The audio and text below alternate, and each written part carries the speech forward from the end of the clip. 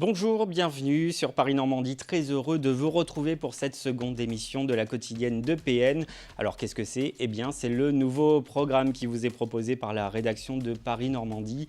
L'idée, c'est de se retrouver tous les soirs, du lundi au vendredi à 18 h, pour un moment convivial et informatif. Évidemment, on est ensemble pendant un quart d'heure. La quotidienne de PN, c'est parti. Au programme, aujourd'hui, le reconfinement. Jour 1, sentiment un petit peu étrange dans les rues normandes aujourd'hui. Avez-vous vraiment l'impression d'être confiné? Dites-le nous en commentaire, on en reparle tout à l'heure. Nous reviendrons également sur l'évolution de l'épidémie en Normandie avec l'Agence régionale de santé. Les chiffres ne sont pas bons du tout, mais il faut garder espoir, nous dit-on à la préfecture tout à l'heure.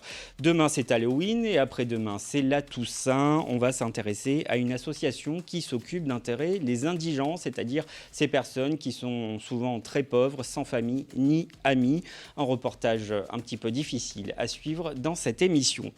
On verra aussi à la fin de la quotidienne de PN que le secteur de l'entretien des tombes par abonnement connaît un boom extraordinaire, la Normandie et la région qui fait le plus appel à ce genre de service.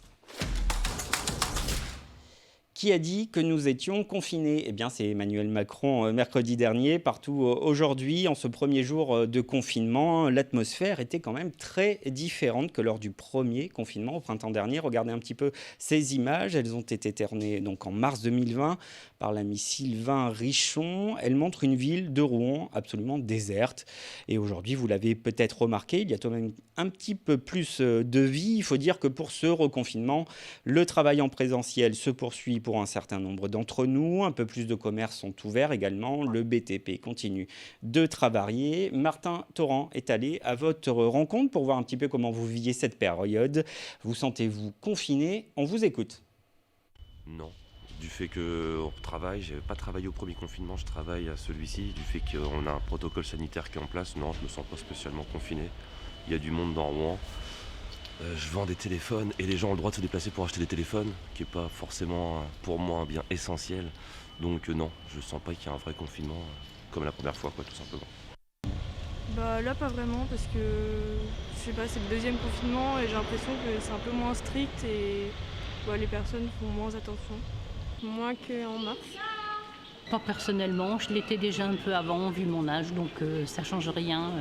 Je faisais très attention, je sortais très peu. Donc pour moi ça change pas. Moi dans ma situation, j'ai pas l'impression d'être vraiment confiné, même si je sais qu'il y a un confinement, quand on se promène, il n'y a personne. Et puis il y a les magasins fermés bien évidemment. Mais ça ne change pas fondamentalement ma façon de vivre, sinon que je ne vais pas aller me promener au bord de la mer, c'est tout. Non, pas personnellement, parce que j'ai mon époux qui est âgé. Moi, je ne suis pas très jeune non plus. Bon, et le fait que je puisse quand même sortir, si vous voulez, marcher 1 heure, non, ça ne me dérange pas. Les personnes seules, ça doit être très différent.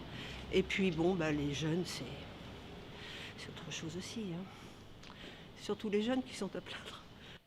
Voilà, pas le sentiment d'être confiné, sûrement le signe qu'on vit peut-être un petit peu mieux ces nouvelles restrictions. Et tant mieux parce que les chiffres de l'épidémie de Covid-19 en Normandie ne sont pas bons du tout. Selon le dernier bilan de l'ARS, le nombre d'hospitalisations a d'ores et déjà dépassé le niveau le plus haut observé lors de la première vague, avec 912 malades répartis dans les lits conventionnels ou de réanimation. On écoute Thomas Deroche, le directeur général de l'ARS Normandie, au micro de Dorothée Brimont. La Normandie va être beaucoup plus touchée avec cette deuxième phase de l'épidémie qu'elle ne l'avait été en première vague. Et c'est la raison pour laquelle il faut absolument que la population respecte très rigoureusement le confinement qui va permettre, on l'espère, de freiner les choses et d'éviter un pic qui ne soit pas absorbable par notre système de santé. Est-ce que vous le craignez, ce pic? Vous parliez du 15 novembre avec plus de 300 personnes en réanimation, mais vous n'êtes pas sûr que ce soit le pic. Est-ce que vous craignez d'être débordé? Alors, en tout cas, on est organisé pour aller beaucoup plus haut en termes de capacité que le stade où nous en sommes aujourd'hui. On a une concertation permanente avec tous les établissements de la région, qu'ils soient privés, les cliniques ou publics, les hôpitaux publics, pour permettre une montée en nombre de lits d'accueil, de réanimation et de médecine.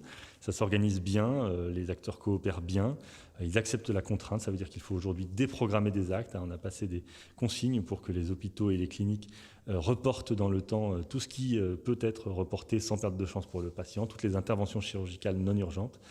Et on se met en situation d'être capable de répondre à une vague très haute. Mais effectivement, il faut absolument freiner dès maintenant, parce que là, on a une visibilité dans 15 jours, 3 semaines. On sait, avec la circulation actuelle du virus, ce que ça va donner sur nos hôpitaux, et c'est déjà très élevé. Et il ne faut pas que ça aille effectivement au-delà. Il faut vraiment que l'épidémie décélère dans la région. Et voilà des propos on ne peut plus clairs. Continuons d'être vigilants ensemble. Et pour terminer, je voudrais vous montrer ces deux images. D'abord, celle d'une manifestation anti-confinement. Elle a réuni une centaine de personnes devant l'hôtel de ville de Rouen hier soir. Et puis cette autre image qui n'a rien à voir. Il s'agit d'une trentaine de personnes qui ont allumé des fumigènes sur le parvis de la cathédrale de Rouen. Il était à peu près 20h. Ils ont scandé des slogans tels que « islamistes dehors ». On ne sait pas qui sont ces personnes, sûrement des personnes d'extrême droite, sans trop se tromper. Donc ce sont des images qui ont été faites par Patricia Buffet. On le remercie. Dans un tout autre registre, on va faire, et avant d'aller faire un petit tour au jardin d'Yplantes qui s'est entièrement mis aux couleurs d'Halloween, parlons, si vous le voulez bien, de la Toussaint. Le 1er novembre, c'est le jour où les catholiques rendent hommage à leurs proches disparus. Seulement, il existe des personnes qui n'ont ni famille ni amis. Lorsqu'ils décèdent, il faut bien leur procurer des obsèques, on les appelle les indigents. À Rouen, il s'agit de l'association Arami, elle s'occupe donc des funérailles des indigents et je suis allé les rencontrer mercredi dernier, regardez un peu. On l'appelle le cimetière des indigents. À l'ouest de Rouen, il existe un carré particulier. Il s'agit du jardin de la mémoire, plus connu sous le nom de carré des indigents. C'est ici que sont inhumées les personnes en situation d'extrême pauvreté. Les défunts n'ont bien souvent ni famille ni amis pour les accompagner dans leur dernier voyage. Tu es là devant nous, comme un jour nous le serons tous. Mais toi, tu es parti tout seul. Dans ce cercueil en pin, un homme de 65 ans. On ne sait pas grand-chose de lui, sinon qu'il était célibataire et sans enfant. C'est son gardien d'immeuble qui l'a découvert inanimé. Et pourtant, ce mercredi 28 octobre, il y a du monde et même des fleurs pour son enterrement. Offrir des obsèques dignes aux personnes isolées, c'est le combat de ces bénévoles de l'association Arami, l'association rouennaise pour l'adieu aux morts isolés. On fait un petit poème, on lit un petit poème et puis au moins il part pas tout seul. Moi je trouve que c'est important parce que je sais pas, je vois pas quelqu'un partir comme ça dans un trou, puis on rebouche tout, puis ça y est, c'est fini. Non, pas de ça. Avec le soutien financier et technique de la ville de Rouen, l'association a pu inhumer 60 personnes en 2020, 40 hommes et 16 femmes de tous âges. Mais le plus difficile, ce sont les obsèques de nourrissons. Cette année, il y en a eu 4. Comme pour les adultes, certains de ces bébés n'avaient déjà plus aucune famille pour les pleurer. On a enterré des bébés où il n'y avait personne. Ni le papa, ni la maman, ni personne. Ouais, ça passe pas. Moi, j'ai la journée à m'en remettre. L'association Arami est à la recherche de bénévoles. Il est possible de la contacter à l'adresse mail qui s'affiche à l'écran. Alors Céline, bonjour. Céline Bruet, vous êtes journaliste à Paris-Normandie. On vient de voir dans ce reportage rendre hommage à ces morts, c'est un petit peu le propre de l'homme. Parfois c'est difficile, surtout si on habite loin du cimetière d'un de ses proches, mais heureusement il existe désormais des entreprises qui s'occupent d'entretenir la tombe pour vous. Expliquez-nous un petit peu comment ça se passe, mais avant je voudrais que les personnes qui nous regardent commentent sur ce sujet. Est-ce que vous vous occupez des tombes de vos proches ou est-ce que c'est compliqué? Alors dites-nous tout sur ces nouvelles entreprises. Alors en effet Frédéric, Eric, alors c'est un service qui est en fait assez ancien quand on regarde l'histoire des hommes. On va dire dans l'histoire contemporaine, il y avait déjà les fleuristes et les agences de pompes funèbres qui pouvaient proposer ce service, mais c'était assez à la marge. Et c'était par exemple pour les fleuristes, surtout les fleuristes qui sont attenants à un cimetière. C'est vraiment Internet qui a boosté le marché. Il y a des entreprises qui sont apparues sur des sites Internet à des prix assez compétitifs et qui proposent le même service dans toute la France. C'est ça qui a facilité. Pourquoi ça marche ? Déjà, parce que vous comme moi, on travaille à l'heure actuelle dans une région qui n'est pas du tout la région dans laquelle on est né et dans laquelle on a grandi. Donc on est parti, peut-être que pour l'instant c'est les parents qui s'occupent de l'entretien des tombes, mais quand ils ne seront plus là, qui le fera ? Et donc voilà, moi j'ai rencontré une dame qui était très attachée à son père. Son père est décédé, il repose maintenant à Barentin. Elle est en région parisienne, elle faisait l'aller-retour plusieurs fois par an pour cette unique raison, parce qu'elle n'a plus vraiment de famille dans la région, plus d'autres raisons de venir en Normandie, mais elle venait se recueillir et en même temps entretenir la sépulture de son père. Grâce à ce service, maintenant, voilà, tous les 2 mois, quelqu'un vient, quelqu'un nettoie, fleurit la tombe de son père, ce qui n'empêche pas elle de venir se recueillir. Et justement, quand elle vient, elle passe pas son temps à récurer la pierre tombale, elle vient vraiment, elle le dit elle-même, parler à son père. Voilà, donc l'éloignement des gens, l'explosion des cellules familiales, ça explique que ce phénomène cartonne depuis quelques années. Et cette année, quand même, les interlocuteurs que j'ai eu au téléphone, donc soit responsables de sites internet, soit auto-entrepreneurs, parce qu'il y a aussi beaucoup d'autres d'auto-entrepreneurs, c'est pas facile à dire, dans la région, qui se sont lancés dans ce filon. Ils me disent que oui, bien sûr, le Covid... il y a des personnes qui sont loin, qui ne vont pas pouvoir venir à la Toussaint sur la tombe. Et il y a aussi des personnes qui sont moins loin, qui pourraient, parce qu'avec l'autorisation, on va en parler tout à l'heure, elles vont pouvoir venir se recueillir. Mais elles n'ont pas envie. Elles n'ont pas envie de se déplacer, de prendre le risque de venir dans un lieu où il y a quand même du monde. On connaît un petit peu l'ampleur que ce reconfinement va apporter en pourcentage, peut-être de chiffre d'affaires qui sont déjà enregistrés. Alors c'est difficile à estimer. Le site internet que j'ai eu au téléphone me disait que de toute manière c'est un secteur en pleine croissance. Lui enregistre de 30 à 50% de croissance chaque année.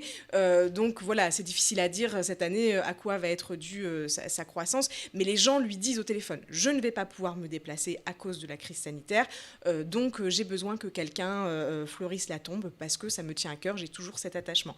Je ne vais pas en dire plus parce que c'est l'article de demain, donc il faut acheter le journal Paris-Normandie demain. Mais en tout cas, si vous voulez savoir comment ça fonctionne vraiment, et peut-être que vous êtes intéressé, vous aurez toutes les informations dans nos éditions de Paris-Normandie à paraître demain. Absolument, puis il y a aussi un petit encadré, comme on dit, avec ce qu'on peut faire et ce qu'on ne pourra pas faire pour la Toussaint. Vous le verrez demain dans les kiosques. Il y a aussi un autre dossier à parater, c'est sur la rentrée scolaire. Bah oui, qu'est-ce qui va arriver à nos enfants lundi ? Est-ce que le masque va être obligatoire ? Si oui, dès quel âge ? On vous dit tout demain. Et bien sûr, vous retrouvez les attestations de sortie déjà imprimées dans le journal, vous avouerez que c'est quand même très pratique.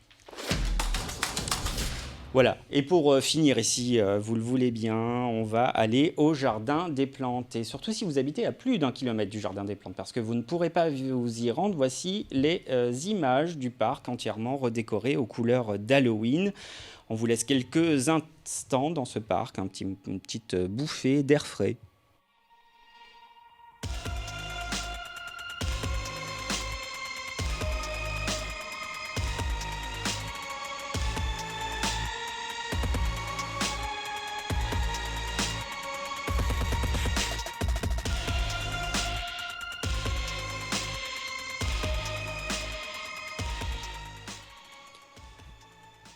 Voilà, c'est actuellement au Jardin des Plantes de Rouen et c'est quand même l'activité idéale en ce moment puisque c'est en plein air et on sait qu'à l'air libre, le virus circule un petit peu moins. Voilà, on vous remercie. Cette émission, elle est terminée.